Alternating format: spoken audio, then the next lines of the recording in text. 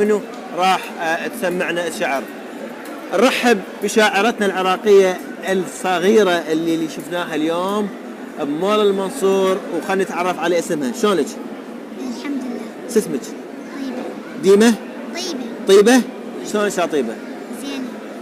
منو من عائلة الشاعر أو شاعرة؟ ماما وأبو ماما شاعر. يعني ماما شاعرة؟ أبو ماما شاعر وخالي شاعر. ما شاء الله. زين هم يكتبون ليش وأنت تكتبين؟ لا، جدو يعني أول ما بديت جدو كان يكتب لي، بس ماما قالت علي من جدو يكتب لك، أنا وياك نكتب. بقينا هي يعني هاي القصيدة مال أم والقصيدة مال وطن لا من جدو. من جدو؟ أنت بعد لحد الآن ما كتبتي شيء؟ لا، أني إذا أكو يعني مثلا أني أكتب، بس يعني القصيدة كلها مو أكتبها. القصيدة مثلا ماما تقول لي هاي أنت تبدي تكتبين وماما تساعدك؟ يعني بنهاية البيت مثلا.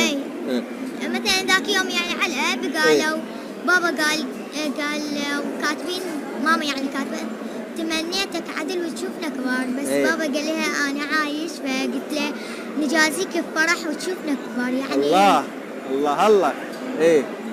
زين طيبة، أنت بأي صف؟ أنا الخامس، بس رحت هسه للسادس. رحت للسادس.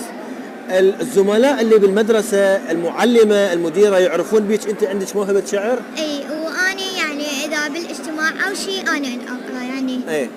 ومن يعني التحية للعلم يجون، بس قالوا على مود القصيدة على العلم فأقرأ. برفعة العلم دائما كل يوم خميس أنت تتصدرين يعني زملائك؟ أنا أقرأ، ومن أرفع العلم أول ما أكمل أقرأ. حلو. زين طيبة، بما أن أنت شاعرة وعندك موهبة شعر وأكو من يكتب لك والأسرة مالتك كلهم شعراء ما شاء الله، إذا نحن نتأمل أنه طيبة يوم من الأيام راح تكون شاعرة لامعة في سماء الشعر العراقي. ايش راح تسمعنا طيبة؟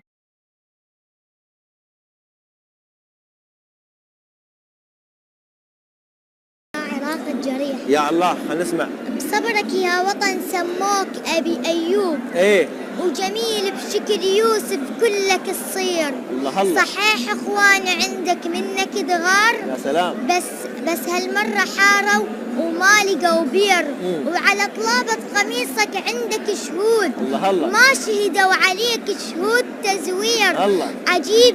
عجيب انت سفينة ولام الناس تحدى تراج بحرك والاعاصير. يا سلام. ولان نوح يقود وهو ربان عكسها الريح من دارت ولا الدير. الله. عراق انت الشرف والسمعة والطيب، مثل شجرة تحبلمت العصافير. عراق انت القول ما هزتك ريح، ولك قامت دول تاخذ تصاوير. الله. ابو جفوف تمتها وتطعم الجاع، وتشبع جارك من خبز التنانير. الله. ابو جفوف اللي سطرا خد اللي يعين، ويطقن بالشدايد يطق شوادير. يا سلام. حنين وقلبك ابيض مثل الاطفال، وتصب دموع عينك صب نواعير.